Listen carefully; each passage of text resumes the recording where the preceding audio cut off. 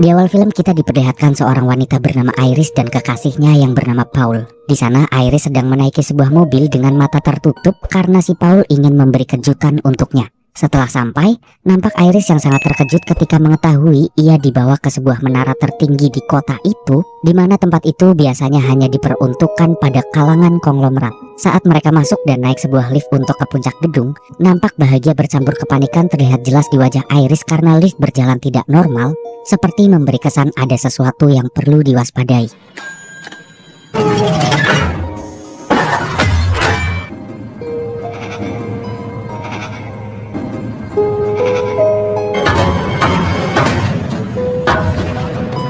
Setelah mereka sampai atas, Paul langsung mengajak Iris untuk ke puncak gedung dan berniat akan melamarnya. Tapi baru aja mereka di sana, terlihat beberapa kejadian aneh di sekelilingnya. Mulai dari wanita yang mendapati topinya jatuh, dan anak kecil yang iseng-iseng melempar koin dari atas gedung. Setelah anak itu ditegur oleh petugas, Paul pun melanjutkan niatnya untuk melamar dan pastinya Iris dengan bahagia menerimanya. Di momen bahagia itu, Iris dan Paul berniat turun ke bawah untuk berdansa. Tapi sebelum mereka pergi, terlihat si bocah kecil tadi kembali melempar koin, di mana koin itu tersedot lubang ventilasi gedung dan menyumbat sebuah kipas.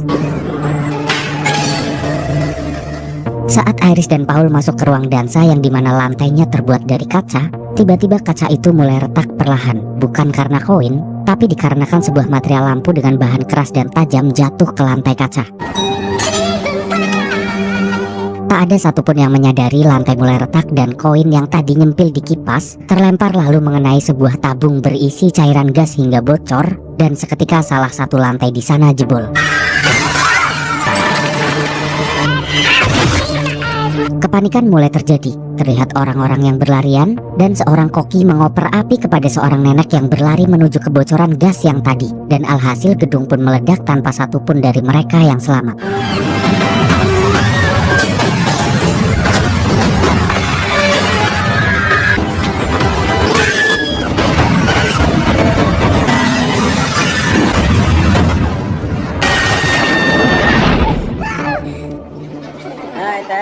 Ternyata semua kejadian tadi hanyalah sebuah mimpi dari seorang wanita yang bernama Stephanie.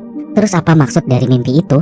Diketahui sudah berkali-kali Stephanie mengalami mimpi dan mimpi itu sangat mengganggu pola tidur juga kesehariannya. Terus yang bikin heran kenapa wanita di mimpinya itu bernama Iris. Soalnya Iris itu adalah neneknya yang gak pernah dia lihat dari kecil. Akhirnya Iris yang sekarang tinggal di kos-kosan karena kuliah memutuskan untuk pulang dengan tujuan mencari petunjuk pada keluarganya. Sesampainya dia di rumah, dia bertanya kepada ayahnya siapa sebenarnya neneknya. Di situ ayahnya tak memberikan jawaban apapun sehingga Stephanie mengajak adiknya yang bernama Charlie untuk pergi ke rumah pamannya di mana itu adalah kakak dari ayahnya. Sesampainya di sana, kita diperkenalkan dengan beberapa anak dari paman Stephanie.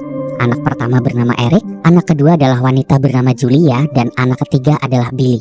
Tak lama kemudian Fanny langsung menemui pamannya dan tanpa basa-basi langsung menanyakan di mana keberadaan neneknya.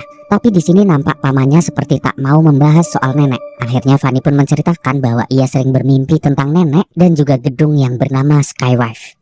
Mendengar kata Skywave, pamannya pun sempat terkejut. Akhirnya si paman memberikan alamatnya, tapi di sana dia berpesan ke Stephanie bahwa tak ada gunanya menemui nenek karena sudah sejak lama nenek mengalami gangguan jiwa dan hidup sendirian di sebuah rumah terpencil. Tanpa menimang perkataan pamannya, Iris pun langsung meluncur ke rumah neneknya demi mendapat petunjuk tentang apa arti dari mimpi yang selalu menghantuinya.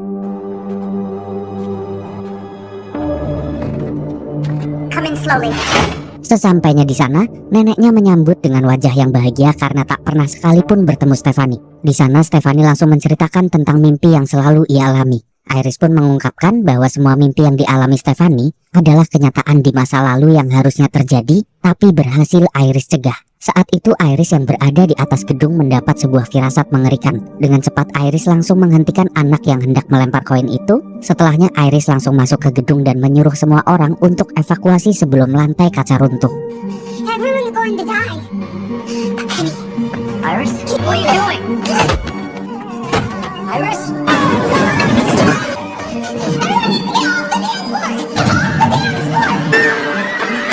I saved a lot of lives that night.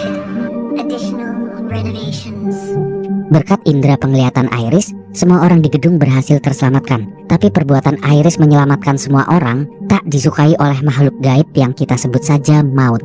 Akhirnya walaupun Iris berhasil menyelamatkan semuanya, tetap saja maut mulai menghabisi semuanya satu persatu secara berurutan. Nah, karena itulah juga Iris menetap di rumah itu agar maut tak bisa mendekatinya.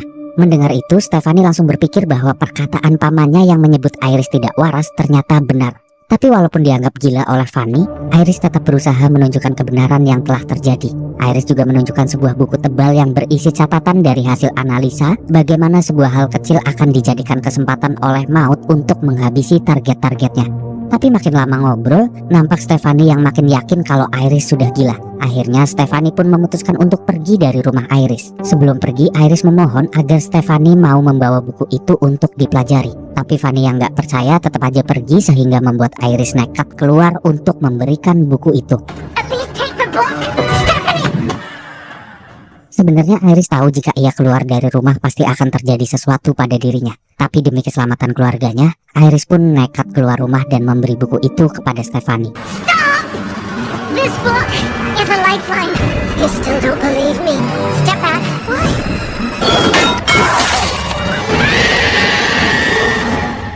Akhirnya dengan apa yang barusan terlihat, kini Stephanie percaya apa yang dikatakan Iris adalah kebenaran. Singkatnya, pemakaman Iris pun dilakukan. Dan setelah acara itu, sang paman mengadakan acara kecil berupa barbeque di halaman rumah. Mungkin untuk mencairkan suasana dan mengingat Iris dengan cara yang lebih hangat. Sementara itu di sisi lain, Stephanie masih tenggelam dalam pikirannya. Ia membaca dan mencoba memahami isi setiap halaman dari buku pemberian Iris. Meski masih setengah percaya, tapi tetap ada rasa penasaran yang terus menariknya masuk lebih dalam ke misteri itu. Fanny mulai bertanya-tanya dalam hati, jika benar maut memang sedang mengincar keluarga Iris, kenapa baru sekarang semuanya terjadi? Kenapa tak dari dulu? Namun semakin ia menyelami buku itu, semuanya mulai masuk akal. Di sana tertulis bahwa maut tak datang sekaligus. Ia datang satu persatu sesuai urutan yang masih belum diketahui apa urutannya. Di situ Iris menuliskan jika Iris telah mati, maka baru si maut akan datang pada target berikutnya.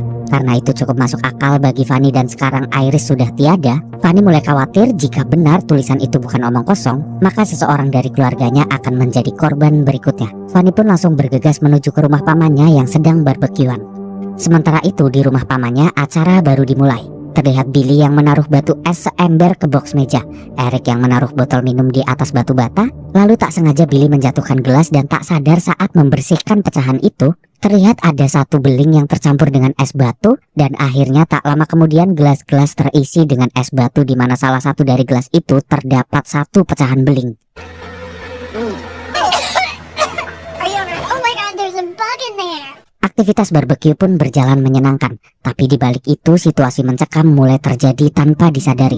Terlihat Billy yang main trampolin lompat-lompat tanpa sadar ada garpu rumput di bawahnya, lalu gelas isi beling yang ternyata dipegang oleh ayahnya Stephanie, dan beruntungnya saat akan meminum ia dipanggil oleh Billy. Dari sinilah kekacauan mulai terjadi. Botol yang tadi diletakkan Eric terjatuh karena tersenggol baskom. Sialnya botol itu jatuh tepat mengenai sebuah alat yang secara tak sengaja menyala. Alat itu mengeluarkan hembusan angin melalui selang panjang, dan selang itu pun mulai bergerak perlahan tanpa ada satu orang pun yang menyadarinya.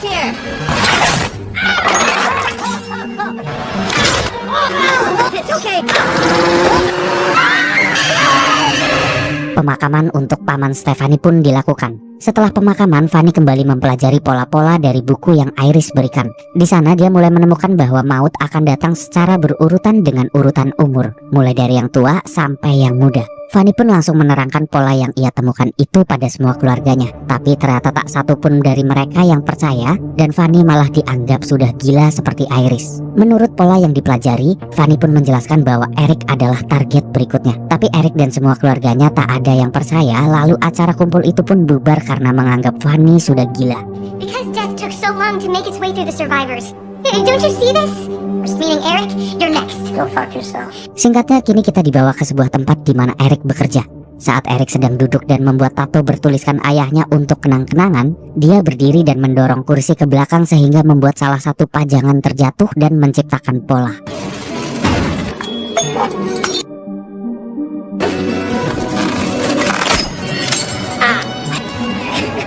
Tak lama kemudian tiba-tiba salah satu rantai pengikat kipas jatuh dan langsung pas banget nyantel di tindik hidung si Eric. Akhirnya situasi mencekam tak masuk akal pun terjadi, mulai dari pajangan yang jatuh dan rantai yang nyantol di hidung hingga salah satu bahan bakar tumpah dan terjadilah kebakaran.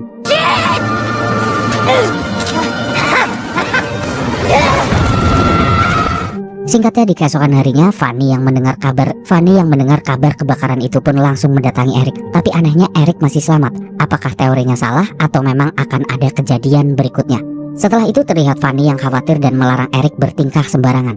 Saat ada yang bermain bola di halaman rumah, Fanny menyuruh Eric untuk menjauh karena takut pola kematian bisa berawal dari bola itu. Ketika truk sampah lewat, Fanny kembali memperingatkan agar tak mendekat. Eric pun merasa risih dan menganggap Fanny semakin gila. Tak lama kemudian, Julia yang baru saja keluar rumah untuk berjogging nampak berlari beriringan dengan truk sampah. Lalu secara tiba-tiba,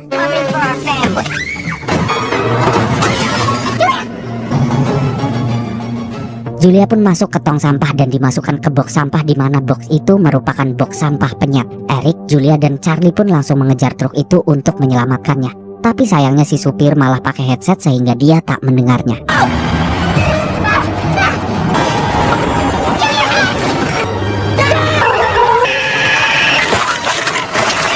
Akhirnya Julia pun harus menjadi korban. Setelah kehilangan Julia, keluarga itu kembali berkumpul dan mempertanyakan jika memang benar keluarganya yang diburu, kenapa Eric masih selamat. Disitulah ibu dari Eric mengaku bahwa sebenarnya Eric adalah anak dari hasil perselingkuhan, sehingga mungkin saja gilirannya langsung menuju pada Julia.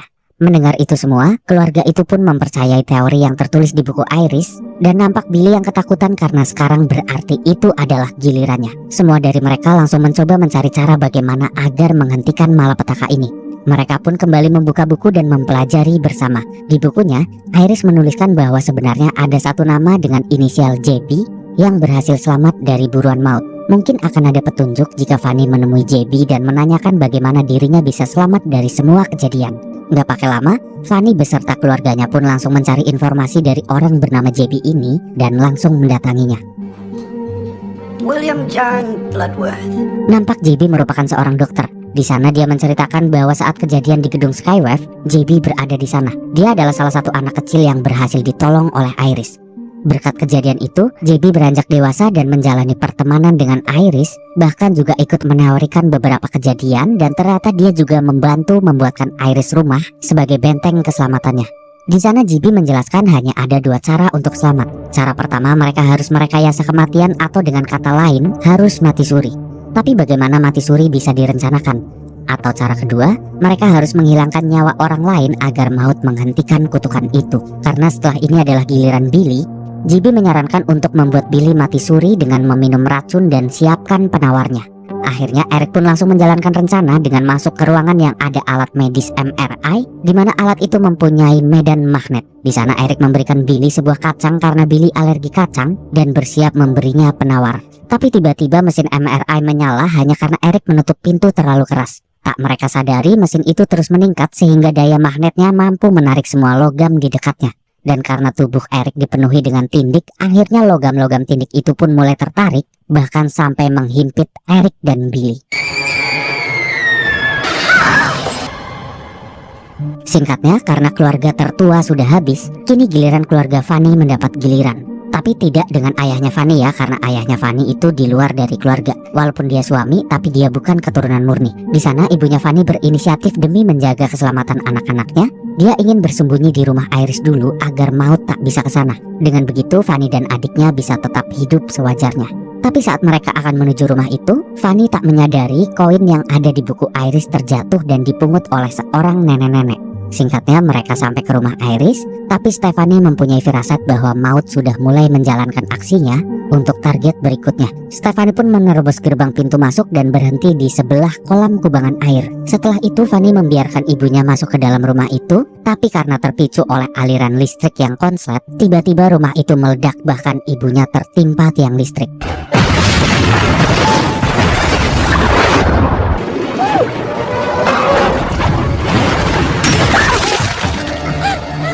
Akhirnya si ibu pun tewas dan karena ledakan itu, Fanny tenggelam ke dalam air kubangan karena sabuk pengaman gak bisa dilepas. Nampak si Charlie yang mencoba menyelamatkan Fanny yang terlihat sudah tak bernyawa. Tapi beruntungnya berkat usaha Charlie, Fanny bisa kembali selamat. Di sana mereka pun beranggapan kutukan itu sudah tak ada karena Fanny berpikir bahwa dia tadi mati suri dan berhasil kembali ke dunia dan akan bisa hidup normal karena kutukan sudah hilang. What happened? You died. She saved us. Let's go home.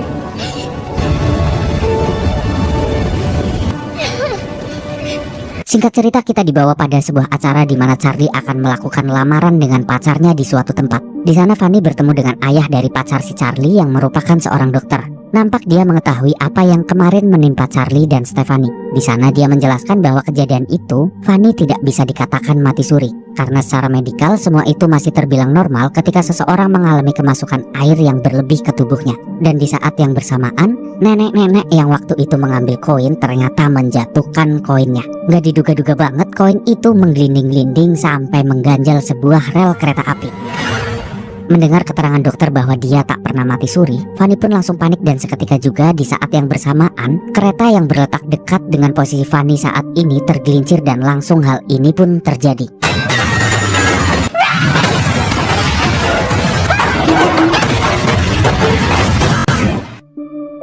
Akhirnya dengan ending yang jujur kurang masuk akal dan terkesan sedikit memaksa tak seperti film Destination yang sebelum-sebelumnya, film pun selesai.